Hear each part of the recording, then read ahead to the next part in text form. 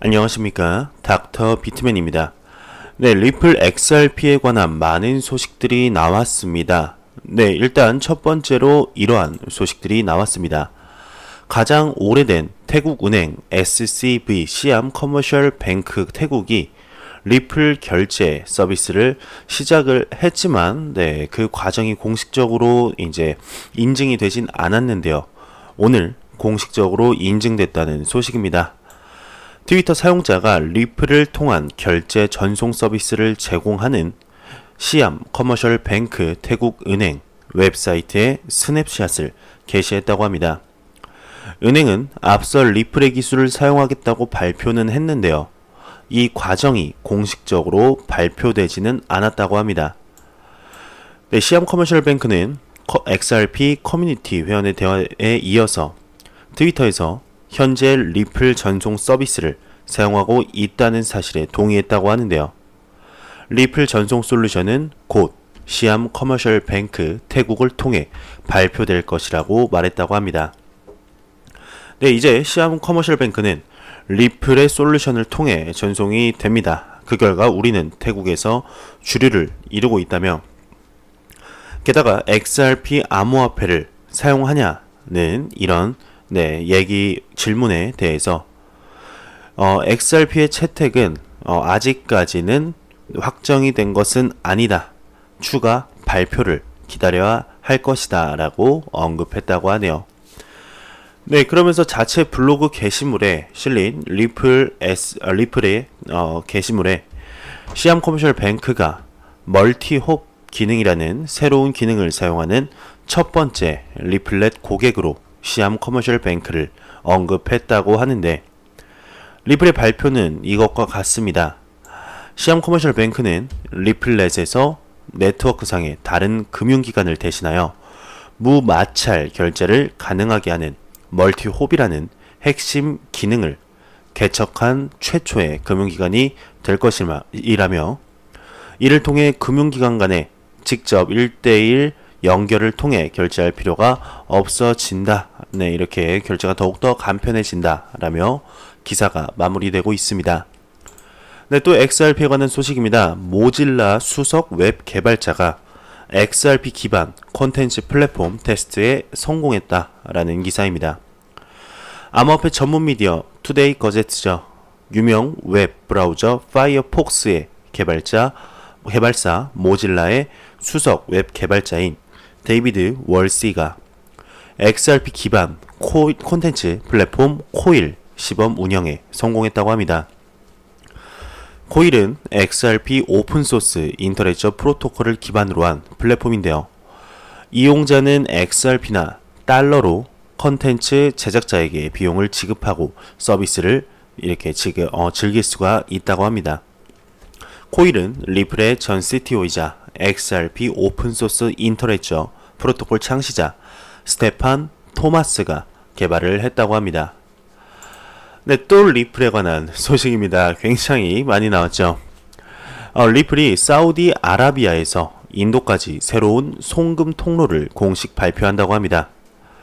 리플은 전 세계 200개 이상의 은행이 채택하여서 세계 시장을 선도하고 있는데, 인도가 세계에서 송금량을 더 늘리는 것은 사실이라며, 최근 인도 기반의 인더스인드 뱅크 리미티드와 SAPB, 네, 즉 사우디아라비아 영국 은행 국경환 거래를 위해서 리플을 채택했다, 이런 기사입니다. 네, 뒤에 나오는 내용은 여태까지 XRP에 대한 이런 내용과 비슷합니다. 리플 XRP는 빠르고 저렴하며 투명하고 안전하다. 수수료가 굉장히 저렴하다. 네, 죄송합니다. 네, 빠르고 저렴하다, 이런 내용입니다. 네, 밑에는 서로 이렇게 파트너십을 맺게 돼서 기쁘다. 리플의 이런 도움으로 더욱더 빠르게 할 수 있을 것이다 라는 이런 긍정적인 내용들입니다. 정말 매일매일 리플에 관한 소식과 XRP에 관한 소식들이 계속해서 나오고 있는데요. 한번 코인마켓캡에서 가격 한번 보고 가도록 할까요? F5번 눌러서 새로 고침해 봤습니다. 현재 메이저 탑 10 코인들의 가격들은 소폭 하락하는 모습을 보여주고 있습니다. 오늘 점심때쯤 많은 하락을 보여주었는데 그때에 비해서는 소폭 상승한 모양이지만 아직까지는 좀 아쉽죠.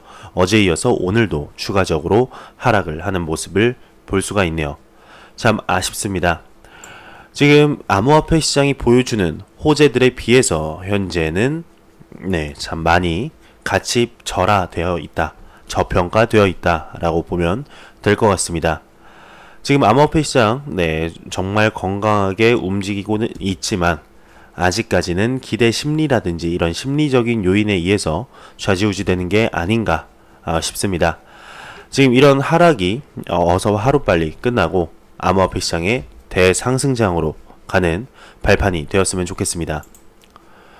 미 저작권국이 크레이그 라이트를 사토시로 인정한 것 아니다 언급을 했다고 하는데요.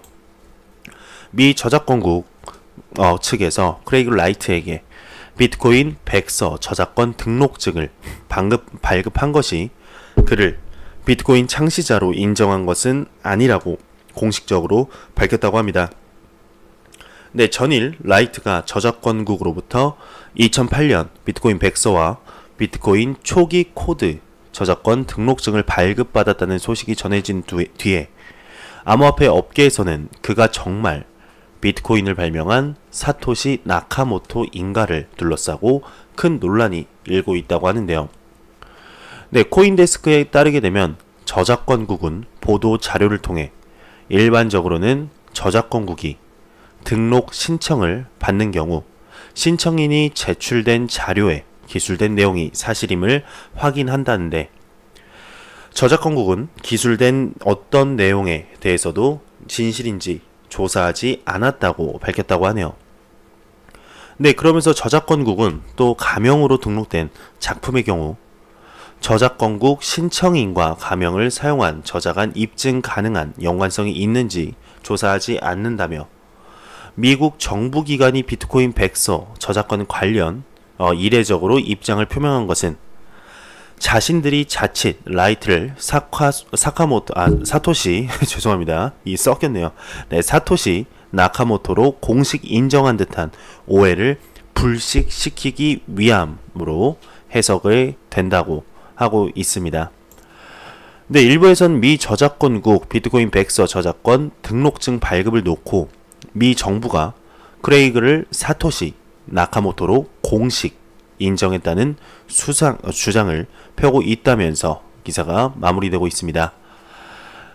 최근 들어 이 소식 때문에 비트코인 SV가 거의 2배가 넘는 상승률을 보여주면서 지금은 소폭 하락한 모습을 보여주고 있습니다. 하지만 상승한 거에 비해서는 크게 하락하지 않는 모습을 보여주고 있는데요. 크레이그 라이트가 사토시다, 아니다, 굉장히 말이 많습니다. 존 메가피가 또 언급을 했죠. 곧 나는 사토시가 누군지 알고 곧 밝힐 예정이다. 이 존 메가피의 언급에 따라서 많이 결정이 좌지우지가 될 것 같습니다. 과연 크레이그 라이트가 사토시일까요? 아닐까요? 이거에 정말 비트코인 SV 또 비트코인 캐시도 아마 영향을 받을 것 같습니다. 이번에 비트코인 SV가 급상승을 하면서 비트코인 캐시도 같이 비트코인 SV만큼은 상승하지 않았지만 같이 소폭 상승하는 모습을 보여주고 있는데 만약에 사토시가 정말 크레이그 라이트다라고 확정이 된다면은 비트코인 캐시뿐만 아니라 암호화폐 전반에 많은 영향을 줄 것인데 비트코인 캐시도 많은 영향을 받게 되지 않을까. 사토시가 크레이그 라이트가 아니다라고 또 말이 나올 경우에 비트코인 암호화폐 시장에 또 전반적인 영향을 주겠죠. 그러면서 비트코인 캐시도 이렇게 영향을 받게 되지 않을까 싶습니다. 과연 어떻게 될지 또 나오는 정보를 접하는 대로 여러분들께 전달해 드리도록 하겠습니다. 미 키오스크 업체에서 미국 2200여 기기에서 비트코인 구매를 지원한다 언급했다고 합니다. 코인데스크에 따르게 되면 미국 소재 슈퍼마켓 키오스크 업체 코인스타가 비트코인 구매 서비스를 미국 21개 주 소재 2200여 기기에서 지원하고 있다 발표했다고 하는데요. 네, 미디어에 따르게 되면 사용자들은 코인스타의 키오스크 기기를 통해 현금을 투입, 즉시 비트코인을 구매할 수 있다고 합니다. 이와 관련 짐 게허리티 코인스타 CEO가 사용자들이 암호화폐 키오스크 서비스에 대해 긍정적인 피드백을 주고 소매업자들로부터 관련 요청이 쇄도하고 있다. 신규 시장 개척에 주력할 예정이다. 라고 이렇게 기사가 마무리되고 있네요. 비트코인의 접근성이 높아지는, 접근성이 확장되는 소식들이 계속해서 나오고 있습니다. 이러한 소식들이 나오는 건 암호화폐 시장에 긍정적인 영향이 있겠죠. 이러한 접근성을 높이는 소식들이 계속해서 나왔으면 좋겠네요. 네, 코인미와 코인스타 파트너십으로 미 21개 주 2200여 곳 BTC 거래 가능. 예, 똑같은 기사입니다. 좀 크게 나와서 한번 가져왔는데 뭐 크게 다른 내용들은 없습니다. 코인 ATM 레이더에 따르게 되면 네, 현재 미국에는 3000개가 넘는 비트코인 ATM기나 현금 입출 금기가 있고, 두 번째는 캐나다에 700개 미만, 오스트리아가 270개, 영국이 238개 순이라고 하네요. 네, 암호화폐 사용자들은 온라인 방법을 선호해 왔는데 최근 들어서 물리적 ATM 부문도 급속하게 확장되고 있다고 하면서 코인스타 키오스크에서 이제 비트코인을 구매할 수 있게 된 것에 대한 반응이 소비자와 새로운 소매업체 파트너 모두 매우 긍정적이다. 네, 이렇게 얘기를 하고 있습니다. 네, 리서치가 일본 블록체인 서비스 시장 규모가 2020년에는 1200억 엔을 달성할 것이라고 전망했다고 합니다. 일본 시장 조사업체 야노경제연구소가 지난 22일 일본 블록체인 업계 조사 보고서를 발표했다고 하는데요. 해당 업계 관련 해당 업체는 보고서를 통해 일본 블록체인 서비스 시장 규모는 작년 80.7억 엔을 기록했고 2019년 171.5억 엔, 2020년 335.7억 엔, 2021년 695.5억 엔, 2022년 1235.9억 엔에 이를 것이라고 전망했다며 기사가 마무리되고 있네요. 네, 이렇게만 되면 얼마나 좋겠습니까? 몇 배일까요? 지금 2019년에 비해서 거의 10배, 네, 10배가 넘지 않나 싶은데요. 정말 2022년 일본 블록체인 서비스 시장 규모 뿐만 아니라 전 세계 블록체인과 암호화폐 시장 규모가 지금과는 다른 인식과 다른 가치로 성장을 했으면 좋겠습니다. 네, 이런 기사가 또 나왔네요. 중국에서 비트코인을 소유하거나 거래하는 것이 때로는 합법적이고 때로는 불법적이다. 이게 뭔 내용일까요? 중국 은행법연구협회의 자문위원인 샤샤오가 최근 중국의 규제가 암호화폐를 철저히 금지하지 않기 때문에 비트코인을 소유하거나 거래하는 것이 때때로 합법적이라고 주장했다고 합니다. 네, 샤샤오는 현지 언론인 베이징 뉴스와의 인터뷰에서 중국의 디지털 자산에 대한 규제에는 소유주가 적합하다고 판단할 때 거래권이 포함되어 있다 주장했다고 하는데요. 변호사의 견해는 암호화폐 거래, ICO 등을 금지한 중국 당국과 극명한 대조를 이룬다고 합니다. 네, 그는 암호화폐 보유가 중국 당국의 관점에서 불법인 적은 없는데 암호화폐 사용으로 처벌을 받을 수도 있다고 지적을 했다고 합니다. 구체적으로 그는 고객 손실로 이어질 수 있는 비트코인 거래 사업을 운영하는 것은 형법에 따른 처벌로 또 이어질 수 있다고 하면서 특히 선전국제중재재판소는 지난해 말 비트코인과 같은 암호화폐는 법적으로 자산으로 간주되고 보호받아야 한다고 판결을 또 했었죠. 마찬가지로 중국 상하이 훈커우 지방법원은 피고가 ICO 투자자에게 20 이더리움을 반환하는 것을 거부했을 때 이더리움을 포함한 암호화폐가 법에 의해 보호되어야 한다. 이렇게 얘기를 했다고 하네요.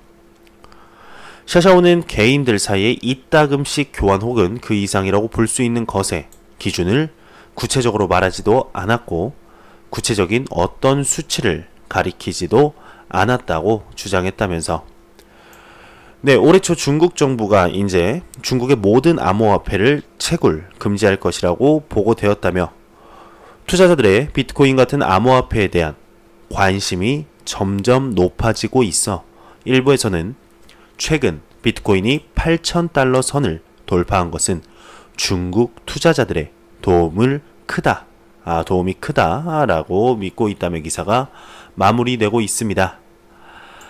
참 중국에서 블록체인과 암호화폐를 굉장히 따로따로 생각하는 거는 많은 분들이 아실 겁니다. 우리나라도 그랬었죠. 지금도 조금 그러는 것 같긴 한데요. 블록체인 산업은 굉장히 밀어주는 것에 비해서 암호화폐 산업은 적극적으로 금지를 하려고 합니다. 근데 또 어떤 때는 또 합법적이다. 자기들 입맛대로 살짝씩 이렇게 바꾸는 것이 아닐까 싶습니다. 트론, 중국 코인이죠. 트론의 중국에서 추론을 이렇게 밀어준다는 것은 또 많은 분들이 아실 만큼 이렇게 밝혀진 대로 밝혀진 소식인데요. 참 이상하죠. 어떻게 될까요? 정말 중국에서 암호화폐 시장 뒤에서 무슨 꿍꿍이가 있는 건 아닌지 이런 합리적인 의심이 들게 되는 건 저뿐일까요? 네덜란드 라보뱅크가 암호화폐 지갑 출시 철회를 했다고 하네요. 규제 환경이 미흡해서 그랬다. 이라고 말을 했는데요. 말이 피곤해서 그런지 조금씩 그러네요. 네덜란드 은행 라보뱅크가 법적 규제 환경이 마련되지 않은 것을 이유로 암호화폐 지갑 출시 계획을 철회했다고 합니다. 이와 관련해 라보뱅크 측은 네덜란드 당국은 국제 수준의 암호화폐 규제를 권고하고 있으나 아직 전 세계적으로 암호화폐에 대한 규제 수립이 미비한 상태다 언급을 했다고 하는데 작년 2월 라보뱅크는 은행 계좌와 암호화폐 지갑의 격차를 줄이겠다며 암호화폐 서비스 라보비트를 추진한 바 있다며 기사가 마무리되고 있습니다. 또 일본에 관한 소식입니다.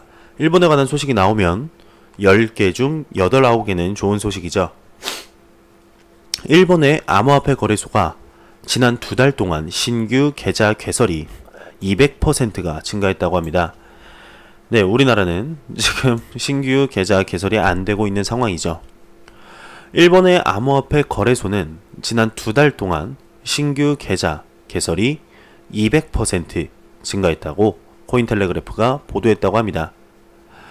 보도에 따르게 되면 일본의 비트포인트, DMM, 비트코인, 코인체크 등 3대 거래소에서 확보한 자료는 3월 말 이후 투자자들의 관심이 크게 높아진 것을 지적했다고 하는데 비트포인트의 1일 계좌 개설은 3월에 비해 5월에 3배, 4월에 비해 2배 증가했다고 합니다. DMM은 3월에 비해 5월에 2배 이렇게 증가를 했고 이렇게 증가를 했다며 코인체크의 PR 부서에 따르게 되면 피크는 5월 14일에 발생을 했다며 3월 평균보다 7배나 많은 계좌가 또 개설되었다고 하네요. 이러면서 기사가 마무리되고 있는데요. 참 부럽습니다. 우리나라 언제 신규 계좌를 풀어줄지 모르겠습니다. 이렇게 하다가 지금 있는 거래소 지금 기존 투자자들 계좌도 막는 게 아닌지 심히 좀 걱정이 되네요. 이런 소식이 나왔습니다. 비탈릭 부테린 아닙니다. 비탈릭 보테린. 비탈릭 보테린 AI 봇이 트위터에 출연했다고 합니다. 암호화폐 전문 미디어 AMB 크립토에 따르게 되면 트위터상에 비탈릭 보테린이라는 인공지능 AI 봇이 출연했다고 하네요. 되게 귀엽네요. 해당 AI 봇은 이더리움 창시자 비탈릭 부테린의 발언들을 종합해 퍼블리싱한다고 하는데요. 이와 관련 해당 봇의 개발자 데이비드 모스코 위츠는 해당 것이 업로드하는 컨텐츠들은 여전히 큐레이션이 필요한 상태라며 나는 비탈릭 부테린의 팬으로서 그가 올린 포스트에서 좋은 컨텐츠를 발굴할 수 있는 아이디어를 가지고 있다 밝혔다면서 기사가 마무리되고 있습니다. 네, 비탈릭 보테린 AI본 네, 관심이 있으신 분들은 트위터에 한번 검색해 보시기 바랍니다. 부테린 아닙니다. 보테린입니다. 네, 이름 참 귀엽네요. 네, 오리진 트레일이 최근 이제 바이낸스가 해킹당한 7,000개의 비트코인을 추적 중이라고 합니다. 블록체인의 장점 중 하나는 어디를 가든 트랜잭션을 볼 수 있는데 비트코인 거래를 추적하는 것은 쉬운 일이고 범죄자들이 흔적을 감추기 어렵게 만든다고 하네요. 네, 오리진 트레일이 블록체인 기술을 활용하여서 모든 데이터 흐름을 추적하도록 구축되어 있다고 하는데 네, 이 회사에서 이제 최근 도난당한 4천만 달러 상당의 비트코인 추적을 위해 그들의 기술을 이용하고 있다며 또 해킹된 자금들이 바이낸스로부터 이동할 때 업데이트 상태를 최신으로 유지할 수 있는 자동화를 설정했다고 합니다. 네, 뭐 이렇게 하는데 저는 사실상 뭐 이거는 모양새는 뭐 봐도 잘 모르겠습니다. 네, 무슨 뭐 점군시표 같기도 하고요. 네, 주소가 이렇게 시각화 됐다는 겁니다. 뭐 여기서 뭐 이렇게도 이어가고 가고 네, 이런 뭐 내용인 것 같네요. 네, 이런 유형의 소프트웨어 추적은 해커들이 훔친 자금을 이동하거나 인출하는 것을 극도로 이제 어렵게 만들 것이고 아마도 미래에는 도난당한 자금을 인출하거나 숨기는 것이 더 어려워지기 때문에 해킹을 사전 방지하는 역할도 하게 될 것이다 라며 이렇게 기사가 마무리되고 있네요. 네, 바이낸스에 해킹당한 지금 이거 추적 중이라고 하니까 아마 조만간 기사가 또 올라오게 되지 않을까 싶습니다. 뭐 찾았으면 찾았다 기사가 나올 거고 아직까지 뭐 진행 중이면 진행 중이다 못 찾았으면 못 찾았다 이렇게 나오게 될 건데 이거에 관한 소식 나오는 대로 접하는 대로 여러분들께 전달해 드리도록 하겠습니다. 네, 미 하원 의원이 대선 출마를 위해 암호화폐 기부금을 모금한다고 합니다. 2020년 미국 대선 출마를 위해 미국 하원 의원 에릭 스월웰이 암호화폐 기부금을 받고 있는 것으로 나타났다고 합니다. 자사의 기부 시스템을 통해 비트코인, 이더리움, 비트코인 캐시, 모네로, 비트코인 SV를 기부받고 있다고 하네요.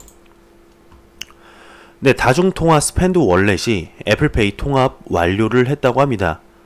구글페이도 이제 지원 예정이라고 하는데 소비자들이 암호화폐를 저장하고 전 세계 4천만 개 이상의 매장에서 자금을 사용할 수 있게 해주는 다중통화 디지털 지갑 스펜드 월렛이 애플페이를 완벽하게 통합했다고 합니다. 네, 이는 20개 이상의 지원 암호화폐가 즉시 법정화폐로 변환되어 주문형 모바일 거래를 완료하는 데 사용될 수 있다고 하네요. 네, 프로세스가 가능한 한 간단해지도록 하기 위해 사용자들은 사용할 암호화폐를 선택할 수 있다고 하는데 화폐로 모든 전환은 뒤에서 이루어지는데 이는 구매자들이 스스로 자산을 바꾸는 복잡한 과정을 피할 수 있다고 합니다. 네, 다음 단계는 2주 내에 구글페이에 대한 지원을 제공하는 것이고 안드로이드 기기 소유자들이 유사한 기능에 액세스할 수 있다며 네, 이렇게 접근성이 굉장히 높아지는 소식들이 나오고 있습니다. 네, 이제 일반 사용자들이 XRP 뭐 이런 거를 뭐 XRP라든지 암호화폐들을 본인이 직접 법정화폐로 바꿀 필요 없이 이렇게 그냥 갖다 대기만 하면은 자동적으로 법정화폐로 바뀌며 그만한 네, 그 암호화폐의 개수가 줄어드는 거겠죠. 전송이 되는 겁니다. 네, 결제 이런 시스템에서도 계속해서 발전하고 있고 진보하고 있습니다. 그 속도가 너무나 빠릅니다. 2019년에 과연 암호화폐 시장이 얼마나 성장을 하게 될까요? 네, 명품 시계 브랜드 프랭크 뮬러가 한정판 비트코인 시계를 출시했다고 합니다. 암호화폐 전문 미디어 코인데스크에 따르게 되면 네, 아시는 분들은 아실 겁니다. 스위스 명품 시계 브랜드 프랭크 뮬러. 네, 거의 시계 하나 가격에 아까 잠깐 찾아봤는데 네, 뭐 100만원, 200만원 비싸면 그 정도 할 줄 알았는데요. 800만원, 뭐 1000만원. 예, 어마어마한 금액입니다. 네, 비트코인 시계 인크립토를 출시했다고 합니다. 잔액 확인 및 입금에 사용할 수 있는 퍼블릭 주소가 QR 코드 형태로 시계 전면부에 삽입됐고 시계와 함께 동봉된 USB 콜드 월렛으로 프라이빗 키를 안전하게 저장할 수 있다고 하네요. 네, 해당 모델은 현재 두바이몰 지점 및 온라인 구매가 가능하고 신용카드 및 비트코인 결제를 지원한다며 프랭크 뮬러는 향후 이더리움, 리플 등 탑5 코인을 주제로 한 모델을 선보일 예정이라고 합니다. 네, 모양 궁금하시죠? 그래서 제가 한번 찾아봤습니다. 네, 이러합니다. 네, 모양들이 여기 안에 보시면 네, QR코드가 있고요. 프랭크 뮬러 브랜드 로고가 박혀 있고 모델명이 인크립토입니다. 네, 비트코인 로고도 박혀 있네요. 네, 이런 식으로 뭐 실버도 있고요. 네, 뭔색이라고 해야 될까요? 약간 브라운에 네, 안에는 실버. 네, 이런 화이트도 있고 굉장히 멋있습니다. 네, 근데 뭐 XRP 뭐 이런 거는 아직까지는 보이지 않고 있네요. 아, 이게 XRP인가요? 아, 아니네요. 그냥 다른 모델인 것 같습니다. 네, 현재는 비트코인만 나온 것 같습니다. 아무리 찾아봐도. 네, 이렇게 인크립토 이렇게 나오는 것 같네요. 굉장히 멋있게 나오네요. 케이스도 멋있습니다. 네, 다른 코인들은 아직까지는 네, 이렇게 출시된 것 같진 않네요. 네, 코인마켓캡 글로벌 마케팅 총괄이 암호화폐 거래소 150여 곳 실시간 예약 거래 정보 제출해라 라고 했다고 합니다. 제출했다고 하네요. 네, 암호화폐 전문 미디어 코인텔레그래프에 따르게 되면 네, 제가 항상 첫 영상에 네, 처음에 이렇게 보여드리는 거죠. 코인마켓캡이 글로벌 마케팅 총괄 켈러린 찬이 언급을 했는데 현재 약 150개 암호화폐 거래소들이 데이터 투명성 제고 연맹 DATA에 실시간 예약 및 거래 관련 정보를 제출했다고 합니다. 네, 그러면서 그는 우리는 사용자들을 대상으로 가능한 많은 정보들을 제공하고자 하고 이들이 이를 통해 자신만의 결론과 해석을 도출해내기를 바란다고 부연했다며 기사가 마무리되고 있습니다. 네, 제가 준비해온 소식은 여기까지입니다. 한번 마지막으로 코인마켓캡에서 가격 한번 보고 가도록 하겠습니다. 네, 크게 변동 없는 모습을 보여주고 있네요. 지금 메이저 탑10 코인 중에 가운데 유일하게 그래도 조금이라도 상승하는 게 0.22% 상승한 바이낸스 코인인데 참 신기합니다. 바이낸스 코인 정말 계속해서 상승을 하는 모습을 보여주고 있네요. 정말 하루빨리 암호화폐 대상승장, 암호화폐 투자자분들도 피부로 느낄 만한 네, 이런 대불장이 찾아왔으면 좋겠습니다. 제가 준비해온 소식은 여기까지입니다. 영상이 도움이 되셨다면 구독과 좋아요 그리고 광고 한 편만 처음부터 끝까지 시청해 주시기 바랍니다. 이 채널은 오직 광고 수익으로 운영이 되게 됩니다. 네, 항상 영상 시청해 주시는 시청자분들, 구독자분들 너무너무 감사합니다. 저는 다음 영상으로 찾아뵙도록 하겠습니다. 지금까지 닥터 비트맨이었습니다. 감사합니다.